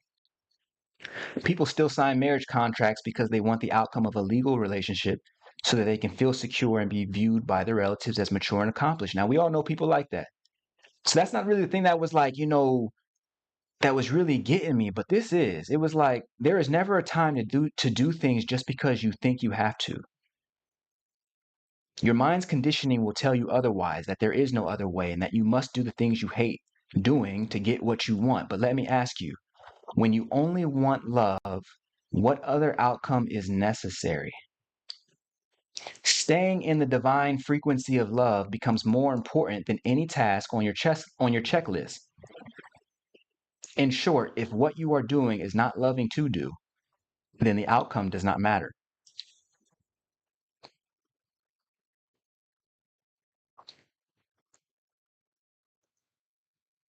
This started getting me, dude. I was like, yo, the humans of the future, Homo amorous, will have no need for outcome-based thinking. Outcome-based thinking means doing things to get things. Love-based thinking means doing things because you love doing them at that unique moment. You cannot have both. You must either choose to live by love or live in pursuit of the outcomes that the world tells you are urgent. Love is never in a hurry because love is not on a deadline. There is no end to love, and therefore you do not need to do anything to keep love. So when I'm talking about love, for people who don't know, love, I'm not talking about like just an emotion. I'm talking about I'm talking about reality felt. That if we were just talking about belief being a substance, well, love is like the ultimate substance. And so we want to be able to tap into that psychoneurologically. We want to be able to tap into that energetically. That's the premise of this book. We're not just talking about an emotion. I know it sounds poetic, but it's that plus. You dig what I'm saying? It's also practical. So here's the part that started to get me. The moment you leave love to try and engineer your way to wealth and access, let me start at the top. Keep in mind, if you are ever convinced that love is great and all, but I still want to afford to send my kids to private school, then know that love will see to it that your love-based actions produce the freedom to send your children wherever they belong, so long as you follow love and nothing else. The moment you leave love to try and engineer your way to wealth and access, you will cut corners to get things done. Your work will suffer from trying to make things for other people's approval. Your mind will weaken as you try to convince yourself that you can get back to love after you win. You will lose your sense of peace, and worst of all, you will be chasing after the things the world has trained you to want rather than allowing the rewards that align with your highest destiny to be natural byproducts of loving work. Do not do it. Just trust love and all is well. Just trust love and all is well. Dude, you saying it was speaking to you, bruh. Like it was speaking to me. I was like, good day. Okay, so you mean to tell me? Remember, love is, we're talking about a universal infinite frequency. We're not talking about, let me see if I can show y'all the back of the joint. Can y'all read? Let me see if y'all can read that. So I'm saying love is not just an emotion, but an infinite energy field humans can use to regulate our nervous systems, heal our minds, coordinate our societies, power our families, and achieve our life's purpose. Love is the fundamental essence we call reality. My goal in this book is to help you understand that love is the last strategy for spiritual enlightenment you'll ever need and the last hope for humanity. Okay, so that comes out of chapter 1. So the idea is that I was on one because I was like, okay, so you mean to tell me that at the end of the day, the thing, all of my desires, all the things that I want, all the money, all the, you know what I'm saying, all the stuff, every single thing I only want because really at the base level of that, I'm just looking for love. I'm just looking for the love thing. But because love is an infinite energy source, it must be here right now, in which case,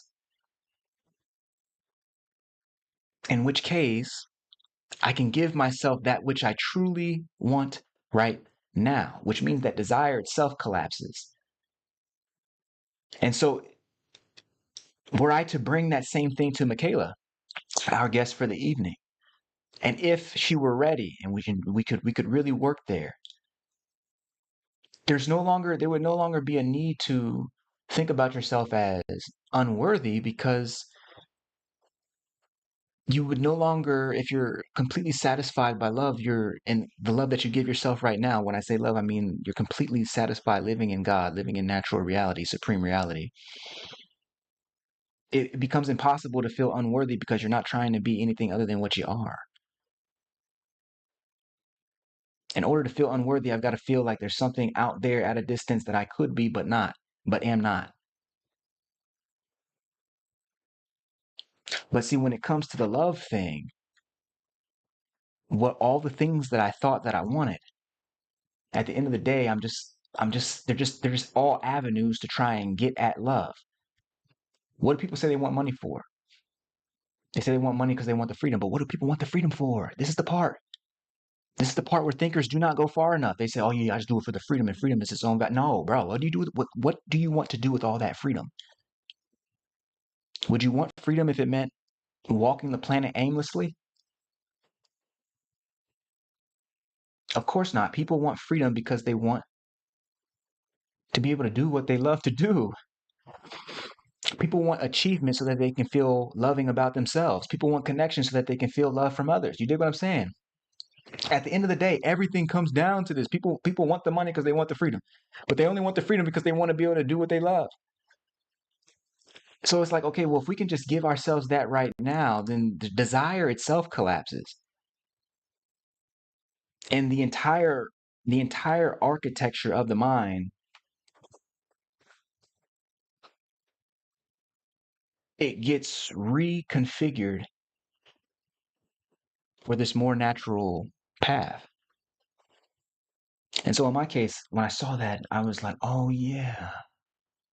It was that sacred reminder. We need to be reminded more than we need to be taught. We need to be reminded more than we need to be taught. We need to be reminded more than we need to be taught. So I was like, oh, right, right, right, right.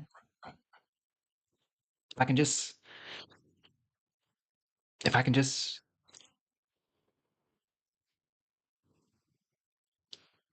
if I can just get in touch with this love, I've given myself the very essence of everything that I ever wanted. And I give myself that right now.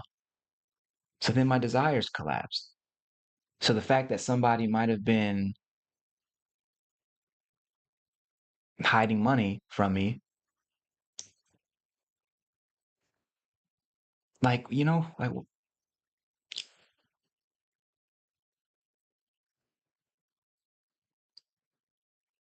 not it doesn't mean that you don't handle business and do the things that you need to do and put, proper I'm not saying none of that. I'm just saying that, you know, when the desire to want to protect what's mine, when the attachment to wanting to protect what is mine goes away, you can still do what's necessary. But I'm no longer trying to cut corners or trying to plot and scheme on somebody in order to get my way.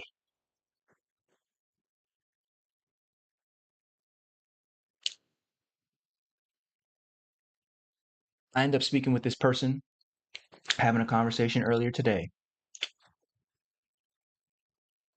and but I came from it with that collapsed desire place, and all of a sudden I got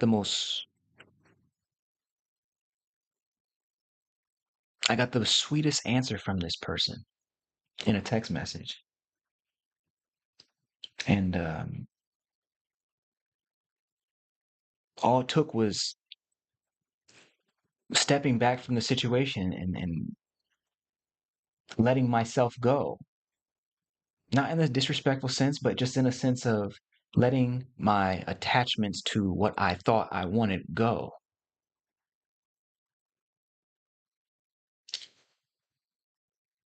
Dude, so man, like these books, these are like, you know what I'm saying? Like these are for me. Like this is on my shelf, champ. Like I'm trying to keep this kind of close. Like we're still editing, you know what I'm saying? And I'm still kind of like, I want to make sure that, because when the reminders come like this, sometimes you write something and it sits on your computer or whatever until it gets into physical form, which is why I like doing books and not like ebooks.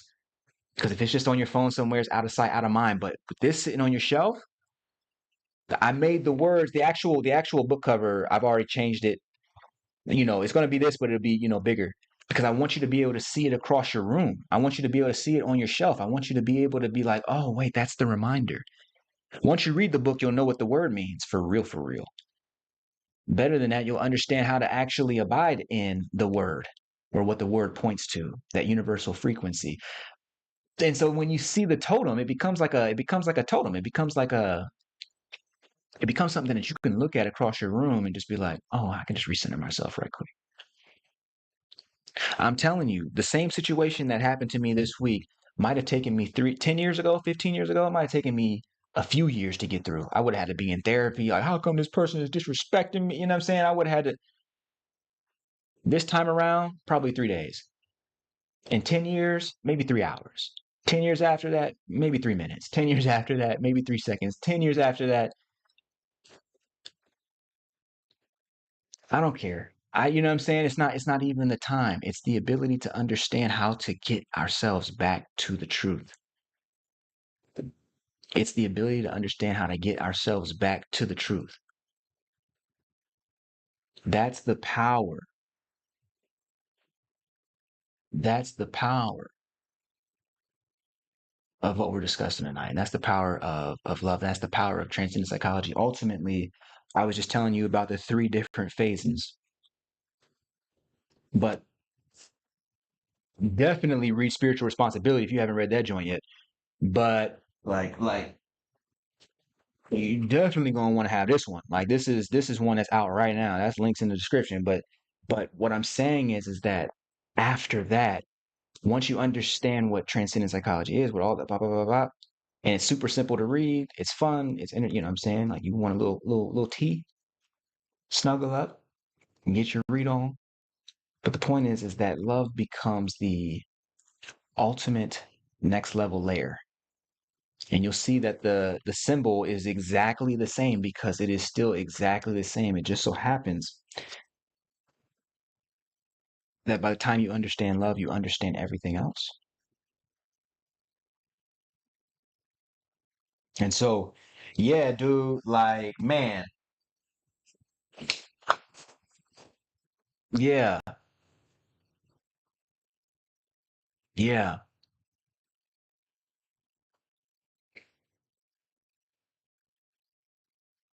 yeah. Mm. It is that time for us to actually go in and do our practice. Of course, our discussion tonight has been centered around getting to the truth behind self doubt. In Michaela's case, it came down to a sense of unworthiness that was really driving the self doubt. In either case, we must return to this witnessing presence. The witnessing presence is that force within us that connects us to a greater power. It's that force within us that allows us to stand back from our own thoughts and feelings and discover something else, discover something more. And so we are about to jump into our own session, the one that's just for you. At this time, I'll say that if you're choosing breakthrough tonight, send this video to someone who needs it, someone who's dealing with self doubt, somebody who's dealing with those feelings of unworthiness.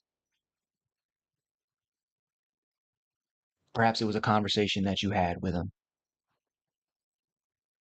that says to you that, you know what, they would actually benefit from this video. Hit that share button because this could be the moment that changes their life.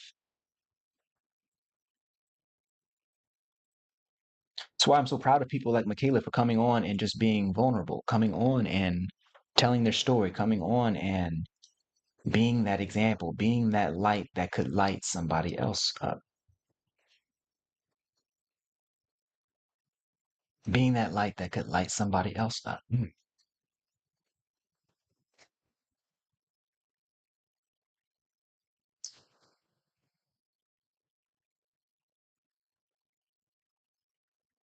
And so, folks, there is a practice. There is a practice that I have for you. Now's the time to get water if you need it. Find a quiet place, a place where you can use the kit we are about to deploy. Because at this time, we need to go back and cultivate the habit of entering into the witnessing presence. Cultivate the habit of recognizing when thoughts are appearing and allowing ourselves to remain in that space until we can begin to detect even subtler forces, until we can begin to detect the presence of intention, the presence of belief. Those thoughts that seem to take our attention away, they do so not because they weigh more, but because there's more belief attached to them. Our job tonight is to enter the space where we can recognize, where we can witness, knowing that when we do, greater powers open up to us.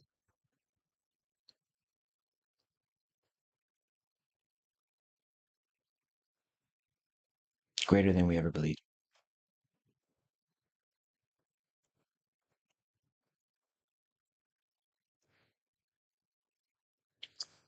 Without further ado, let's get to our session.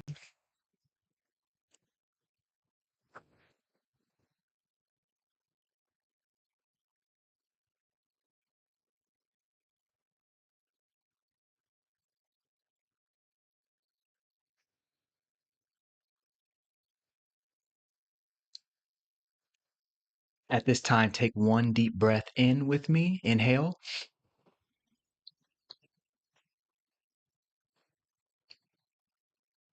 Exhale.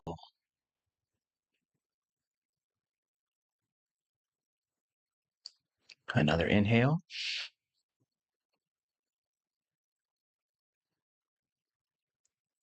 Exhale.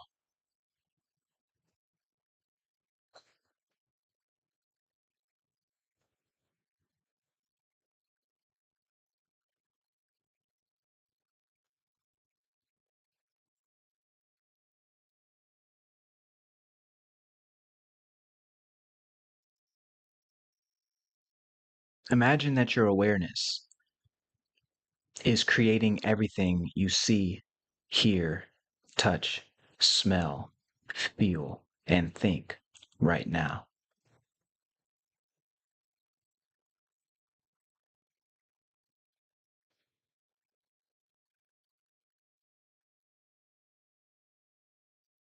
With your eyes closed,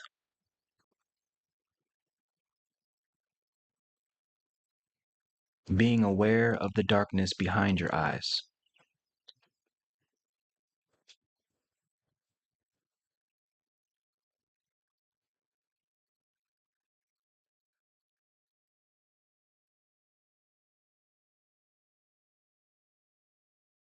Ask yourself the simple question: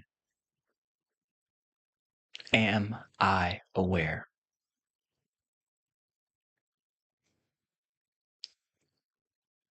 See that the answer is always yes.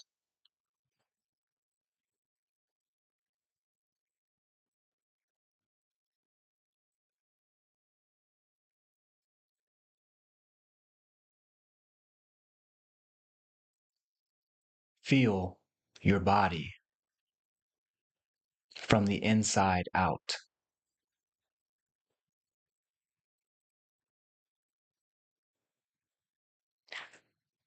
Simply scan your body, eyes closed, starting from your head.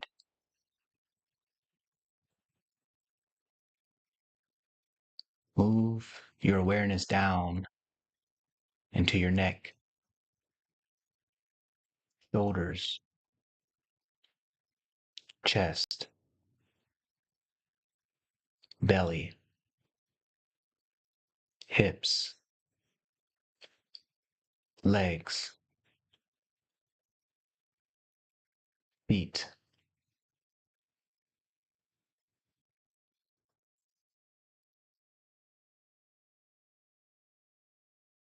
Your back is straight,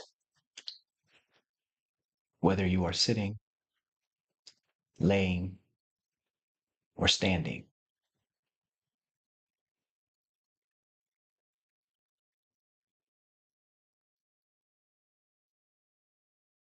Allow your awareness to expand to the entire body.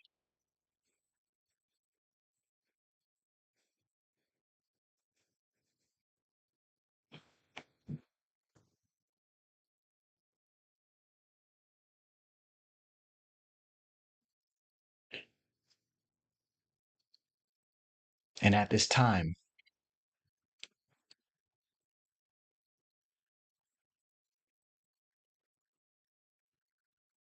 I want you to become aware of your own thoughts.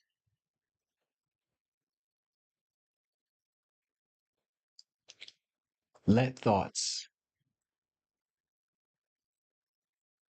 enter your awareness as if they were movies playing on the large theater screen of your mind.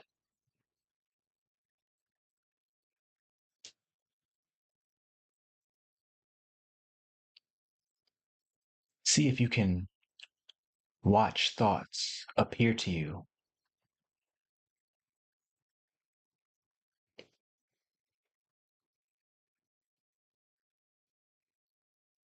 right on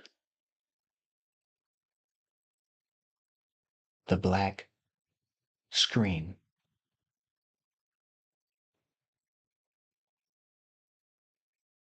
That exist behind your eyes.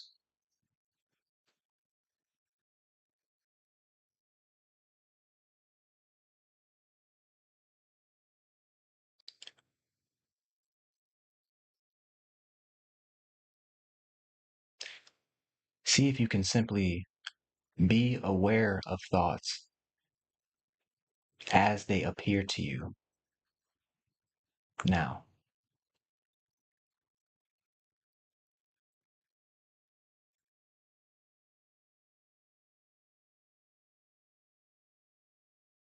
You do not need to change your thoughts.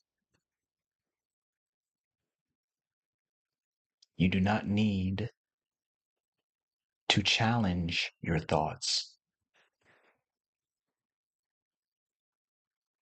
Simply observe your thoughts appear as if you were watching clouds passing through the sky.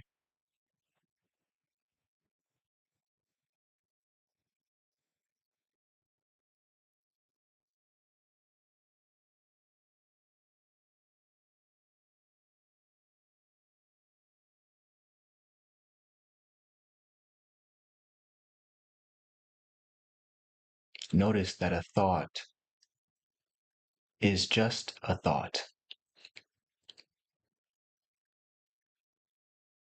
It cannot hurt you.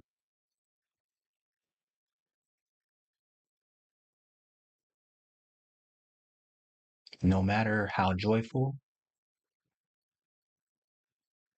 or not the thought may be.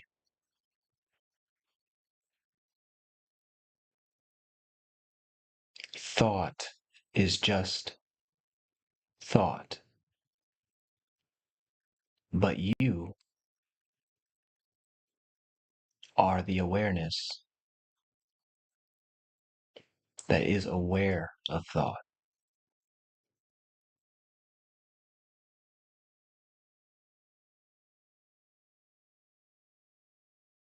Rest in your quiet.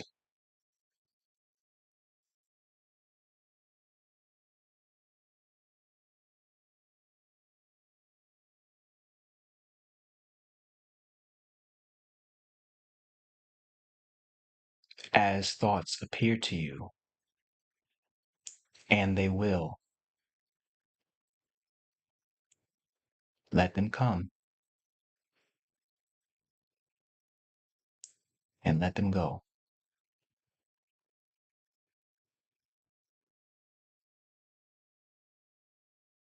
They cannot stay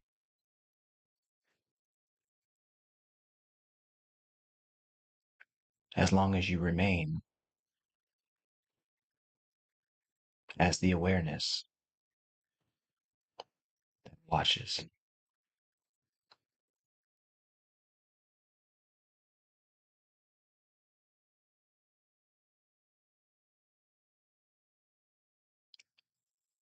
Rest in your quiet.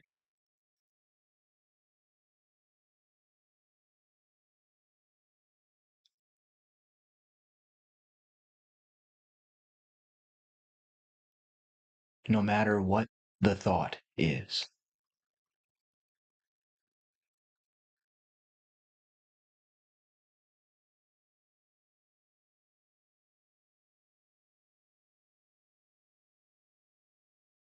Simply observe all thought as if they were clouds passing through the sky of your mind.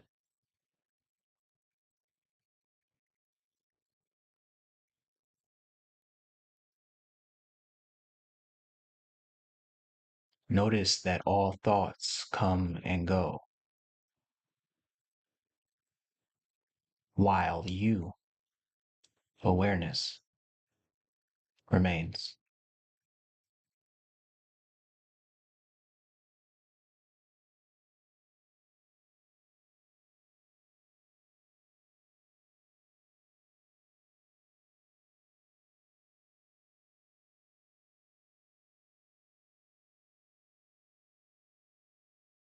Rest in your quiet.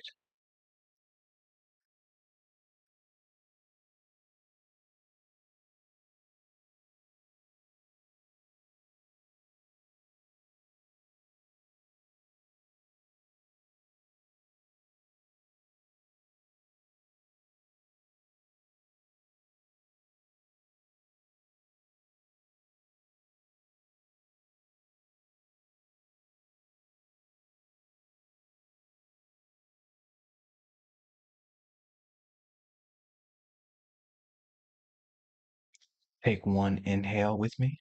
Inhale.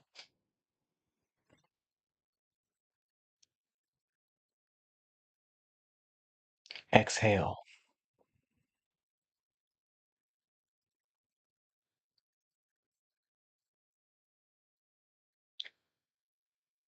When you're ready,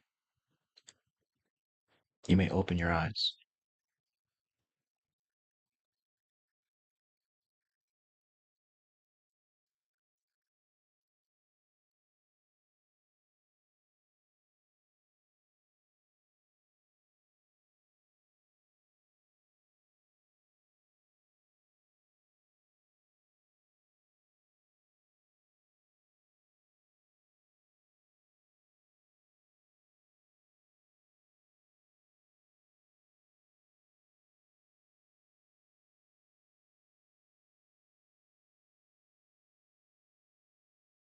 Folks, if you were able to follow along with that simple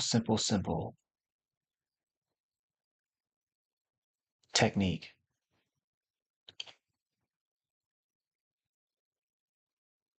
then boldly you have found your way back into yourself. You found the great observation deck from which to bear witness to the inner workings of your own mind.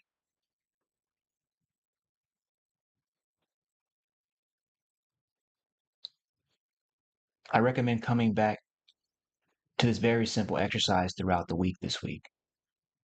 Just fast forward right to this part. Because as you sit more and more with this exercise,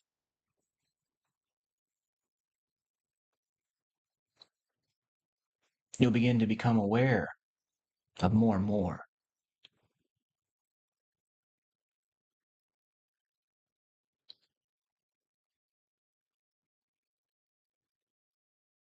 And the thoughts that used to be a problem,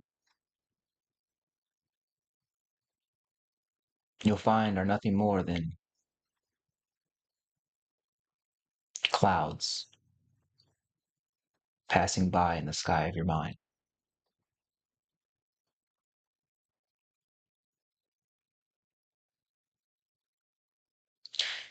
And so it is, as I always tell you,